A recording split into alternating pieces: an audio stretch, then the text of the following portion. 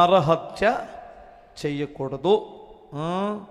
అంటే ఇది మీకు అందరూ తెలుసు కదా, పొరుగువాని ప్రాణం తీయకూడదు. ఎంత పగున్నా దేవుడికి అప్పు చెప్పేసి వాడిని చంపేస్తా, వాడిని లేపేస్తా, ఈయన్ని పొడి చేస్తా, ఈ స్పాట్ పెడతా.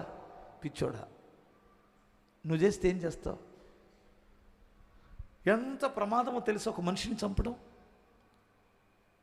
చంపేసావు, నువ్వు అడ్డు తొలగించుకుందాం అనుకుంటున్నావు, నేను తీసుకెళ్ళి లోపల పెట్టేస్తారు. 90 రోజులకు బెయిల్ వచ్చిందిగా పాస్టర్ గారు. 90 రోజులకు బెయిల్ వస్తే 2 సంవత్సరాలు శిక్ష పడింది మరలా. ఓకే, లోపలికి వెళ్ళిపోతావు.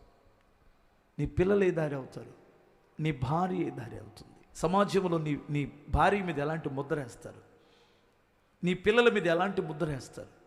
తరతరాలకి శాపగ్రస్తులైపోయింది నీ కుటుంబం. ఆవేశంతో చంపడం పెద్ద లెక్క కాదు. నేను కాదనను, నిన్ను హింసిస్తున్నారు, నిన్ను చాలా బాధ పెడుతున్నారు, లేపేద్దాం అనుకుంటున్నావు, చంపేద్దాం అనుకుంటున్నావు. దయచేసి పగ తీర్చుకుంటూ నీ పని కాదు, నువ్వు తగ్గించుకున్నట్టు వలన చేతగాని వాడువు కాదు. కానీ ఒక మనిషి ప్రాణం తీస్తే దేవుడు క్షమించడు. అడ్డు తొలగించుకునేవారు ఎంతమంది ఈ రోజుల్లో దుర్మార్గంగా ప్రవర్తిస్తున్నారండి. ప్రియుడితో కలిసి భర్తను హతమార్చిన భార్య,